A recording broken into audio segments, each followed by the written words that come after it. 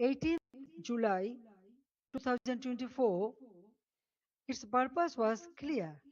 Every casualty had deserved to know the truth. I met victims' families, visited the injured, and instructed the authorities to provide the highest level of medical treatment free of cost. And on 1st August, I strengthened the inquiry into a three-member commission so that the investigation would be credible and comprehensive. But after seizing power, the illegal interim government led by Mohammad Yunus stopped the investigation. They did not allow the truth to come out. They gave indemnity to those who involved in the killings. If they truly wanted justice, why did they stop the inquiry? If they had nothing to hide, why protect the killers? That one decision tells the truth. They did not want justice, they wanted power. They did not want investigation, they wanted the evidences buried. Their own words export the truth. An NCP leader said revolution would not have succeeded if police had not been killed and the metro rail had not been set on fire. Make the revolution succeed. These statements show that the July August movement was not merely a quota reform movement, it became a coordinated assault on. The conspiracy did not end on 5th August. After 5th August, violence became a campaign of political persecution. The killing that began on 16 July with the murder of Shobuz Ali, a Dhaka college student and student league activist, has not stopped. Awami League leaders and workers are being killed, disappeared, arrested, driven from their homes, and buried under false cases. At least 10,000 have been killed or disappeared. Around 650,000 have been arrested over the last 2 years. Around 3,500 cases have been filed, namely nearly 450,000 leaders, workers, and supporters are accused. More than 1 million others has been filed. Women activists of Satru League, student organization, youth league, other affiliated organizations are facing abuse, humiliation, torture in custody, medical treatment, deprivation of food, negligence, and denial of basic rights. The persecution is not limited to the Awami League members of only.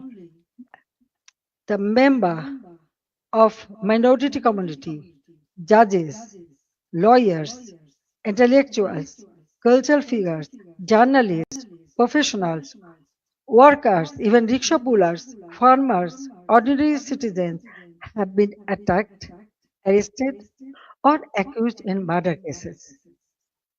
No one who stands for the spirit of the liberation war is safe.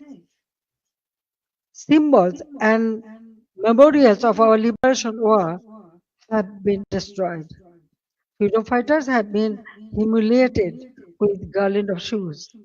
The historic residence of Bangabandhu Sheikh Mujibur Rahman, the Bangabandhu Memorial Museum at Dhanmondi 32 has been attacked and demolished in phases.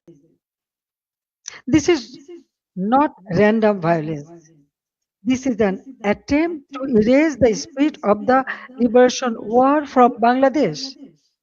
Muhammad Yunus himself spoke of pressing a reset button to whip away the country's previous history.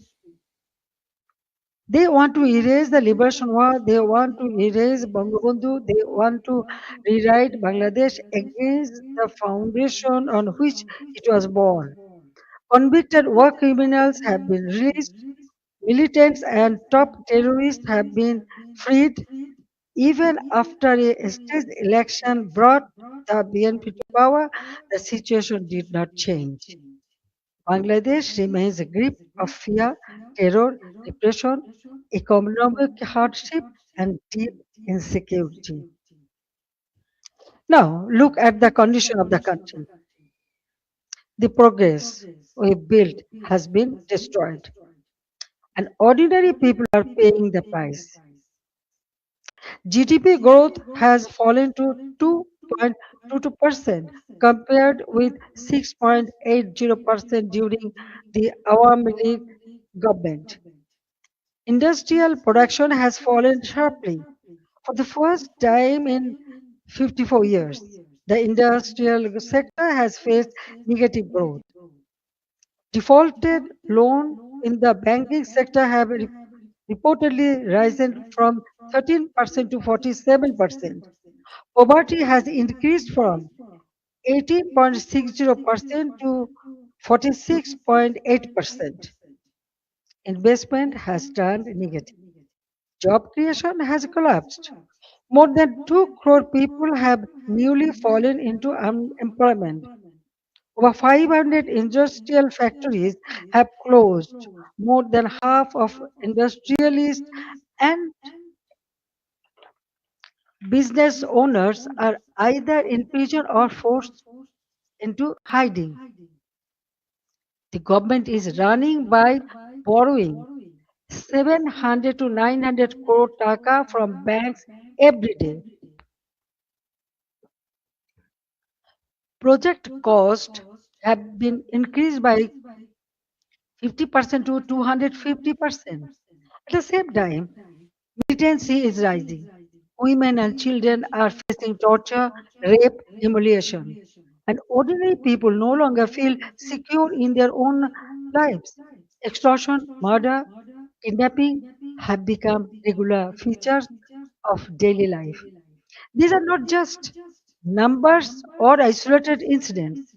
Behind them, there is a family, a worker, a farmer, a small business owner, a mother who cannot buy food for her children, and a young person who no longer see hope. But let me also remind you what Bangladesh had achieved. The welfare of the people has always been the purpose of my deep politics. My father of the nation, Bangabandhu Sheikh Mujibur Rahman, gave his life for the ideal, and I have carried the ideal with full commitment.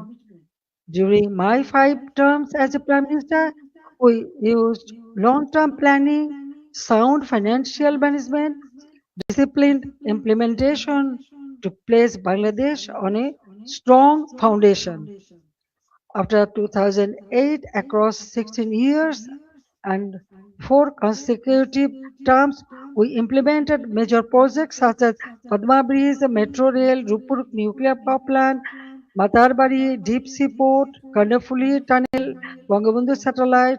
We maintained GDP growth between 6.5% to 7.5%. Our development projects were not vanity projects, they were part of building national capacity. Our social programs were not charity, they were investments in human dignity. We made Bangladesh stand tall. We made it known as the rising tiger of Asia. Bangladesh's crisis is not only a domestic crisis, it affects regional peace, security, trade, development, and human dignity. That is why I call upon the international community and all the friends of Bangladesh to stand with the people of Bangladesh in their struggle for democracy, justice, and peace. A stable Bangladesh matters for South Asia, for the Bay of Bengal, for development partners, and for all countries that believe in democracy, rule of law, and justice. The next decade can be a decade of recovery and renewal, but only if democracy is restored and the people are allowed to decide their own future. That is why I make these demands clearly. The ban on the Awami League must be lifted, political prisoners must be released, false cases must be dropped, freedom of speech must be restored, media freedom must be protected, judicial independence must be guaranteed. Law enforcement agencies must serve the people, not those who use power for revenge. These are not demands for one party only. There is necessary steps to save Bangladesh. Whatever fate awaits me, I will return to my people. I cannot stay away while my beloved countrymen are suffering.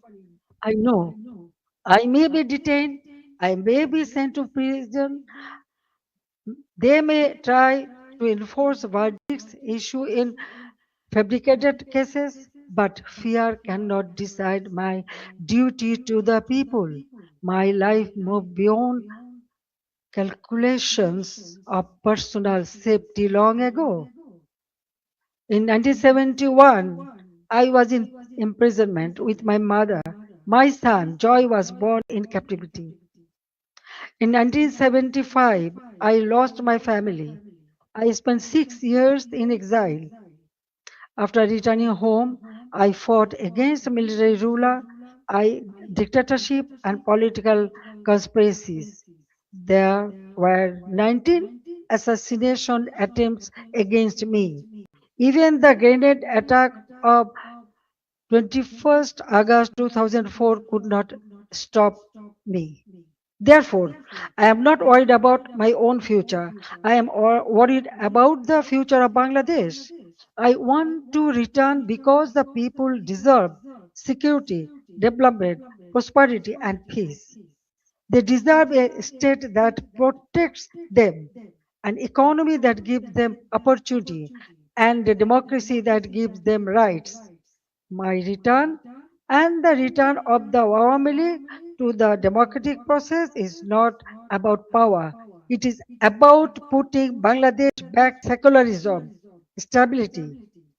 I want to return to Bangladesh to one purpose, to stand beside the people and help improve their lives. The people are the source of all power. I believe in them, I trust them, I love them, and I will return to them. Joy Bangla, Joy Bangabandhu. Thank you very much for listening me and giving me so much time. Thank you.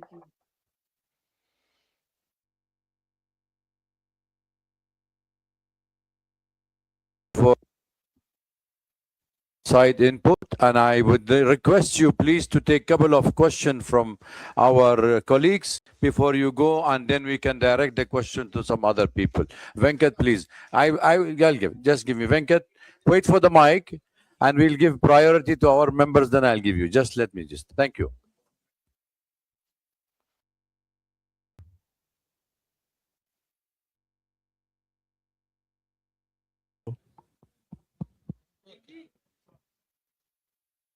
It on?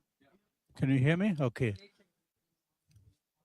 Madam Sheikh Hasina, have you decided on the date on which you're going to go back to your country? Because the present regime says the moment you arrive in Dhaka, they're going to arrest you. What are your plans if they arrest you? Have you put together any team of lawyers to defend you in a... I was not ready to take answer, but when you ask me, after going back, they may arrest me. I'm telling you one thing. 1981, when I returned home, that time also they tried to stop me. Jia Rahman was in power, but I went there. But 1983, I was arrested. And again in 1985, 1987, there are several times. Even 2007, that time also I was outside the country, but when I wanted to return home, they tried to stop me, but they could not. I returned home.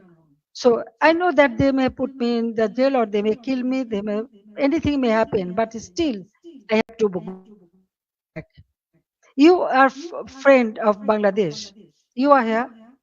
I know you will support me. So the people's support it is very important for me. I am with them. Thank you. Joy, Sajib will take the question, right?